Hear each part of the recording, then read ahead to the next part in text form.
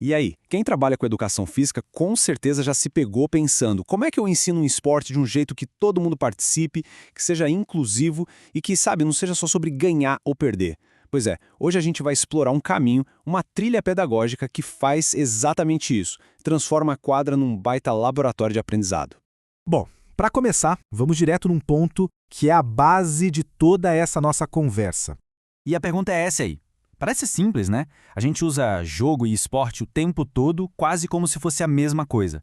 Mas quando a gente está falando de educação, de planejar uma aula, entender essa diferença é o que muda tudo. Olha, a diferença aqui é bem clara, na verdade. Pensa no jogo, é aquela coisa mais solta, lúdica. As regras, a gente inventa na hora, muda se precisar. O foco é se divertir, né? Agora, o esporte, aí a coisa fica mais séria. As regras são oficiais, estabelecidas por federações, e o objetivo principal é a competição, é a vitória. Um é pura curtição, o outro já é mais sobre desempenho. E é aqui que está o pulo do gato para a educação física escolar. Na escola, o nosso objetivo não é formar atletas de ponta. A grande sacada é pegar o esporte e transformar ele num grande jogo. É o que a gente chama de esporte da escola. Ou seja, a gente adapta tudo para que aprender e participar seja muito mais importante do que só vencer a partida. Tá, mas como é que a gente faz isso dar certo na prática? É aí que entra uma metodologia bem interessante. A ferramenta que a gente vai usar é a metodologia da problematização. O nome já entrega o ouro. A gente parte de um problema, de uma situação real, para fazer a turma pensar. Em vez de só receber a matéria pronta, o pessoal vira protagonista, se torna responsável por descobrir as coisas. E os princípios por trás disso são sensacionais. A pessoa que aprende está no centro de tudo, ganhando autonomia, exercitando a criatividade, pensando criticamente. E quem ensina? Bom, o papel muda completamente. Deixa de ser o dono da bola para virar um mediador, um facilitador do processo todo. E para organizar todo esse processo, para a gente não se perder no caminho, existe um modelo visual que é simplesmente fantástico. E aqui está ele, o arco de Magres. É uma imagem bem poderosa, né? Pensa nele como se fosse um mapa, um roteiro de aprendizagem. O caminho é esse, ó. A gente parte de um problema real, lá da nossa realidade, daí a gente sobe o arco, mergulha na reflexão e na teoria para entender o que está acontecendo, e o mais legal, a gente desce o arco e volta para a realidade com uma solução na mão, prontos para transformar aquilo que a gente observou no começo. E esse caminho tem 5 paradas bem definidas.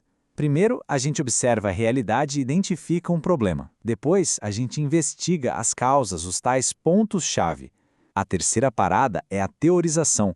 É quando a gente busca conhecimento para entender melhor o rolo todo. Com esse conhecimento, a gente parte para a quarta etapa, criar hipóteses de solução.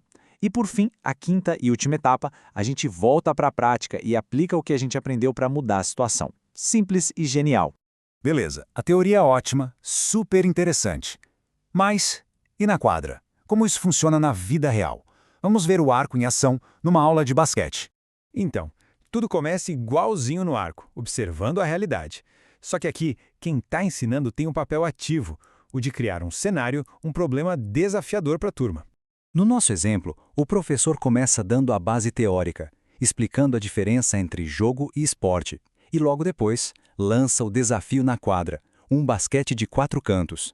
É a partir daqui que a nossa realidade começa a ser observada e problematizada. E olha que sacada! Imagina só um basquete com 4 cestas.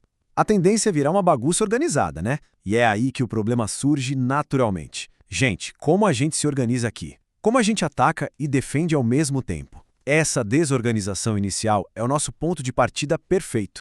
Com o caos criativo instalado, a gente sobe para o segundo degrau do arco. Vamos analisar as causas, os nossos pontos-chave. A pergunta que norteia a turma é exatamente essa. Peraí, por que isso está acontecendo? Será que é falta de comunicação? Será que a gente não tem uma estratégia? Ou será que as regras que a gente tem não estão ajudando? E a ferramenta para isso é o diálogo. Uma boa e velha roda de conversa. Quem estava jogando agora para e vira analista do próprio jogo. Todo mundo junto tentando diagnosticar o que está funcionando e o que precisa melhorar. Certo. Problema identificado, causas analisadas, agora é hora de construir as soluções. É o meio do nosso arco.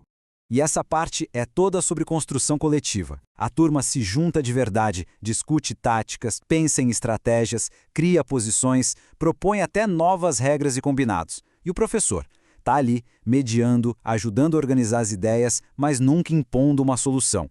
A turma está teorizando e criando hipóteses em tempo real. E chegamos ao momento crucial: pegar tudo isso que foi discutido, tudo que foi criado, e levar de volta para a quadra. É hora de fechar o ciclo do arco e aplicar as soluções na realidade.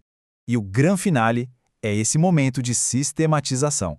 A turma volta para o jogo, mas agora é outro jogo. Eles estão jogando com as regras e estratégias que eles mesmos criaram. A realidade foi transformada. E para fechar com chave de ouro, uma autoavaliação, onde o foco não é quem marcou mais pontos, mas o que todo mundo aprendeu junto nesse processo.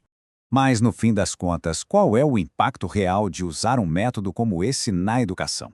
Olha, os benefícios vão muito além de aprender a jogar basquete. A gente está falando de desenvolver autonomia, protagonismo, de formar pessoas que pensam de forma crítica e sabem resolver problemas. A gente estimula a colaboração, a comunicação e, talvez o mais importante, faz a aprendizagem ter um significado real, conectando o currículo com competências para a vida. E tudo isso deixa uma reflexão no ar, né? A gente viu como a educação física pode ser esse ciclo completo de observar, refletir e transformar. Então a pergunta que fica é: como a gente pode pegar essa ideia incrível do arco de aprendizagem e levar para outras aulas, para outras matérias e criar uma educação que realmente muda o jogo para todo mundo?